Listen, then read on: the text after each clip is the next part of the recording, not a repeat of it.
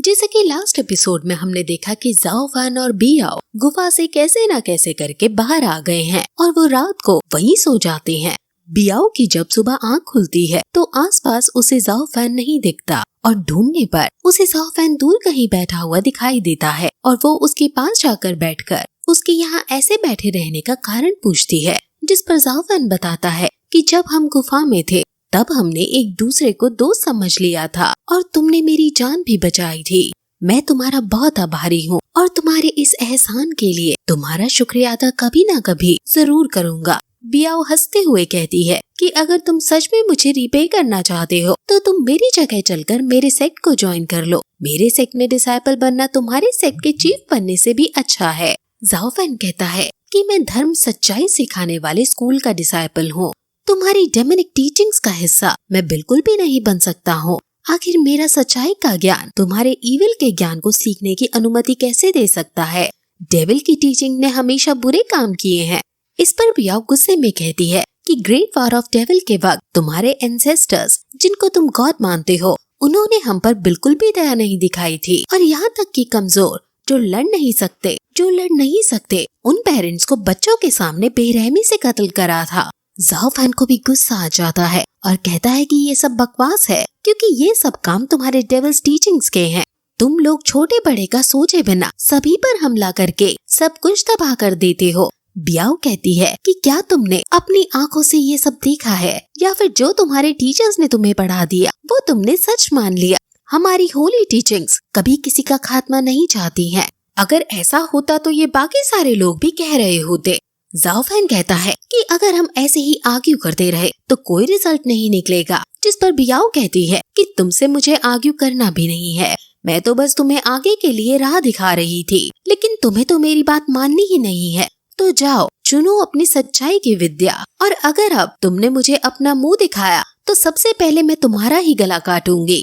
वहीं दूसरी तरफ हम सीनियर लू को प्रैक्टिस करते हुए देखते हैं और उनकी प्रैक्टिस को टीचर देख रही थी, लेकिन सीनियर लू का ध्यान प्रैक्टिस में नहीं था और इसलिए उसकी तलवार भी उसके हाथ से छूट जाती है, जिस पर टीचर को काफी गुस्सा आता है। लेकिन वो कुछ कहे बिना उसकी तलवार उसको पकड़ाकर वहाँ से चली जाती है और कहती है कि तुम्हें पनिशमेंट देने से भी कोई फायदा नहीं है क्योंकि पनिशमेंट उन्हें दी जाती है जिनको सुधारना होता है, लेकिन तुम्हारा तो मन ही नहीं लग रहा। वहीं जाओ फैन जो बियाओ से दूर जा चुका है वो एक रेस्टोरेंट में बैठकर चाय पी रहा होता है कि तभी वहाँ एक मिस्टीरियस मैन आता है जो जाओ फैन के पास बैठ जाता है और अपने लिए एक चाय मंगाता है और उसको देखते ही वो समझ आता है कि ये क्विंगी सेक्ट का जूनियर डिसाइपल है। जाओ फैन पूछता है कि आखिर तुम्हें कैसे पता? तो वो फिर बताता है कि ये जगह क्विंगी सेक्ट से ज्यादा दूर नहीं है और तुम काफी एक्साइटेड भी दिखाई दे रहे हो और तुम्हारे पास एक अलग सा तेज है जो ये सब साबित करता है कि तुम क्विंगी सेक्ट के डिसाइपल हो। जाओ फैन ये देखकर अमीज हो जाता है और मिस्टीरियस मैन उसको भी अब चाय पीने को देता है और उसका नाम पूछता है, जिस पर जाओ फैन अपना इंट्रो देता है और फिर मिस्टीरियस मैन भी उसे अपना नाम वैन रेनवॉन्ग बताता है। वो लोग फिर हंसते हुए चाय पीते हैं और वैन रेनवॉन्ग बताता है कि वो सिर्फ एक साधारण सा आदमी है, लेकिन उसने कई दशकों से इमोरालिटी के पाठ के कई सारे बुक्स पढ़े हैं और तुम्हारे हेयरलूम वेपन को देखकर लगता है कि ये काफी अच्छा है। क्या ये तुम्हारे ब्लड को एब्जॉर्ब करता है? जहाँ तक मैं देख पा रहा हूँ ये हेयरलूम वेपन 2 ट्रेजर्स से मिलकर बना है। तुम शायद ना जानते हो, लेकिन तुम्हारे वैन के अंदर जो पर्ल है वो डेविल्स टीचिंग्स का एक आर्टिफैक्ट है और ये ओल्ड मैन हिक्सन के खजाने का एक खजाना है। इसको ब्लड सकिंग पर्ल कहते हैं। ये स्टिक एंगर और इच्छा शक्ति को कंट्रोल कर सकती है और ऐसा कहा जाता है कि ये 9 घोस्ट की सोल को कैप्चर करके उनसे बनाया गया है और इसलिए इसे डिस्ट्रॉयर ऑफ सोल्स भी कहते हैं। जाओ फैन समझ आता है कि क्यों जब उसने इसे पहली बार उठाया था तो आसपास कई सारी सोल्स उसके चक्कर क्यों लगाने लगी थी। जाओ फैन ये सब जानकर थोड़ा दुखी हो जाता है और कहता है कि आखिर मेरे साथ ऐसा क्यों हुआ? मैं तो क्विंगी सेक्ट से हूँ, तो आखिर मैं ये डेविल ऑब्जेक्ट क्यों यूज कर रहा हूँ? उसे इविल थिंग सुनकर थोड़ी ऑकवर्ड हंसी आ जाती है और वो कहता है कि मैंने सुना है कि तुम्हारी सेक्ट के पास भी एक काफी शानदार खजाना है। तुम्हें क्यों लगता है कि वो किसी पार को छीनकर खजाना तैयार किया गया होगा? इस दुनिया में कई हजारों सालों से लोग एक दूसरे को मारते हुए आए हैं। आज जिसके पास स्ट्रेंथ है वो भी स्पिरिट्स और डेविल्स को खत्म कर रहा है। ज़ाओफान कहता है कि मेरे सेट का ट्रेजर कंटेमिनेशन ऑफ इटर्निटी है और टीचिंग्स हमारे सेट के डेविल्स को खत्म करना है, क्योंकि डेविल्स ने इस दुनिया को करप्ट कर दिया है। वेन रेनरॉन्ग कहता है कि क्या डेविल टीचिंग हमने ही नहीं बनाई है। मैं तुमसे पूछता हूँ कि क्या इस दुनिया में जो भी है अपने सर्वाइवल के लिए जिंदा नहीं है। शेर भेड़ और हिरन को खाता है, चीता खरगोश को खाता है और हर कोई फूड साइकिल में अपने सर्वाइवल के लिए अपने से नीचे वाले को खाता है, और ऐसा करते करते हम फूड साइकिल के टॉप में आ चुके हैं। तो क्या अब इससे हम ह्यूमंस बुरे हो जाते हैं? तुम्हारी दिक्कत ये है कि तुम हर चीज को अच्छाई और बुराई के पैमाने पर नापने के लिए ब्रेन वॉश कर दिए गए हो।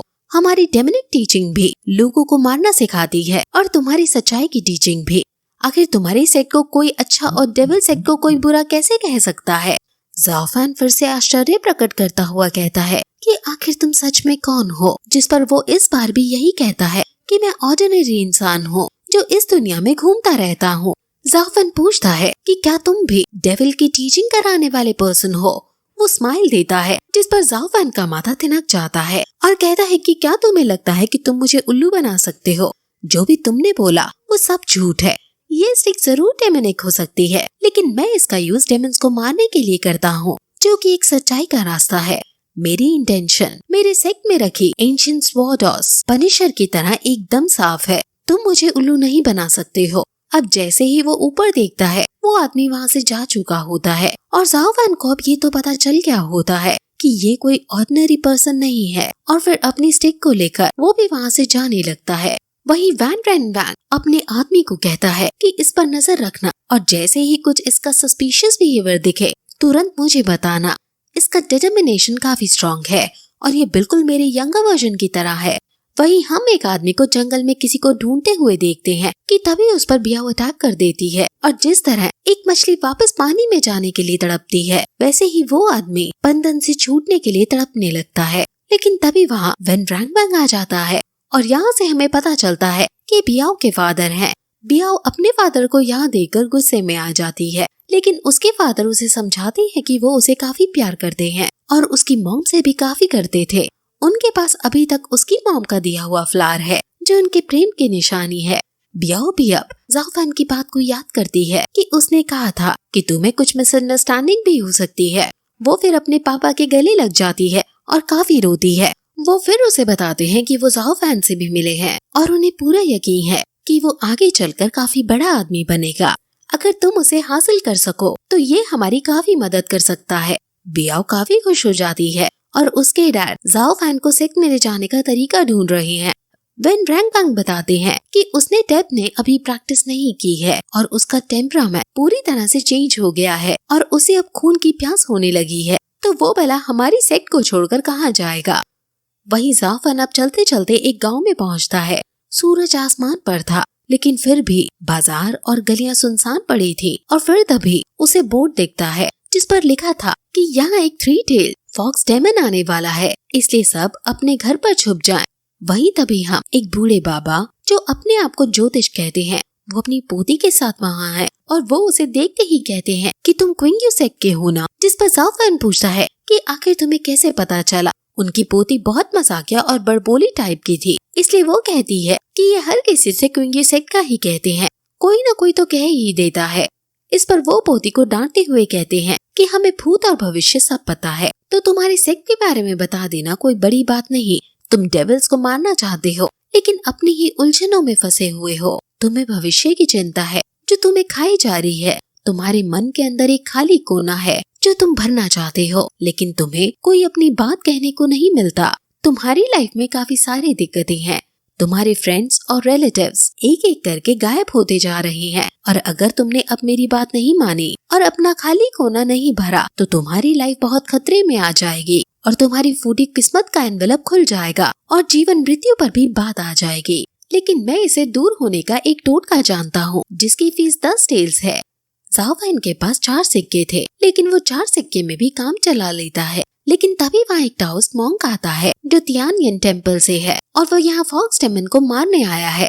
वो गांव वालों को यकीन दिलाता है कि डरने की कोई बात नहीं है और अब वो ज्योतिष उस मॉन्क के पास जाकर भी उसका भविष्य बताने को कहता है, जिस पर वो उसे एक बार में ही हड़काकर कहता है कि हम उस परम परमेश्वर बुद्धा को मानते हैं और इस सब में विश्वास नहीं रखते, इसलिए तुम चुप हो सकते हो। वो जाओ फैन से पूछता है कि आखिर तुम कौन हो, जिस पर वो अपना इंट्रो देता है और फिर जाओ फैन से वो उसकी लड़ाई में साथ देने को कहता है, क्योंकि इनकी लाइफ का गोल डेमन्स को मारना ही है। वो दोनों फिर ब्लैक स्टोन केव में जाने लगते हैं जहाँ वो डेमन है। पोती ज्योतिष से पूछती है कि आपको पता है कि ब्लैक स्टोन केव में खतरा है और उसकी कुंडली में भी थोड़ी दिक्कत लिखी है, तो आपने उसे जाने से क्यों नहीं रोका। ज्योतिष कहता है कि उसने अपनी चॉइस बना ली है और अब डेस्टिनी को बदला नहीं जा सकता है, हमें उन पर भरोसा रखना ही होगा। और फिर यही एपिसोड इसी तरह खत्म हो जाता है।